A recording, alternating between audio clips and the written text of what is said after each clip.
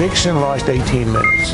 Obama's now lost 2 years of email. These things don't just disappear. This is outrageous. And these emails hold a secret, and all of a sudden we're asked to believe they have disappeared into thin air. I don't think anybody believes it. Well, a new twist, and it is a fascinating one in the IRS targeting scandal. 2 years of Lois Lerner's emails disappear. Poof. The IRS telling congressional investigators that the emails were lost in a computer crash, but House Oversight Committee Chair Darrell Issa says emails don't just disappear without a trace, unless that was the intention. Chairman Issa joins us. Nice to see you, sir. Well, thanks for having me back on. And Greta, I think the American public gets it, that when a disk drive, quote, crashes, the data is still there. And competent authorities can recover virtually, if not all, of that data. It's clear that this drive went to the boneyard at a convenient time with convenient information. All right. Are you saying that it can still be recovered, or are you saying that they intentionally offloaded it so that it can't be?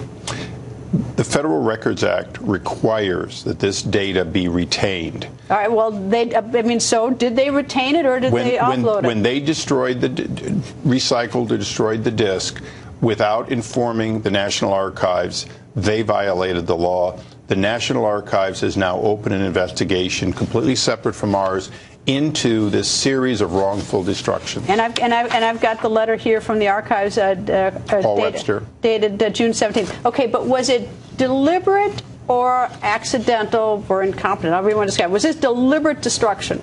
I had a conversation with the archivist.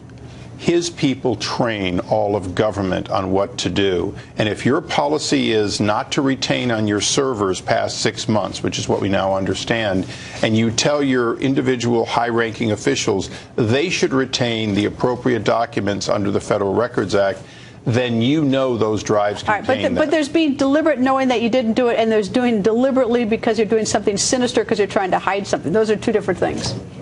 Which is it? The person who made the decision not to have this drive recovered is the person who took the fifth, Lois Lerner. All right. Now, she wrote emails, like, for instance, the FEC. So even if she had a crash, whoever received it at the FEC, or if she wrote to the DOJ or anything, they should have them. Greta, every email she sent out went to somebody on the other end. The problem is, except for the NSA under this administration, who has all those emails? Well, we can't drop a subpoena. I mean, if you make the FEC go to work, make the DOJ go to work. You have subpoena power. But remember, much of her activity could have been with the committee to re-elect President Obama. It could have been with Can you serve a subpoena on that? I can serve a subpoena on the Democratic National Committee. Well, get going. But in fact, that kind of a fishing expedition is what Henry Waxman did as a predecessor of mine, and he did so because he just generally had an idea. We would like to be pragmatic and positive and reasonable, but right now when the IRS falsely holds this information back that they knew under multiple commissioners, our first responsibility, Dave Camp and myself, is to put the commissioner in front of us and ask him what did he know and when did he know it and why didn't he tell us? Well, he testified in February and he didn't tell you then, and apparently they're supposed to know it by then. So anyway, he was clearly not forthcoming, and he was right on the edge of perjury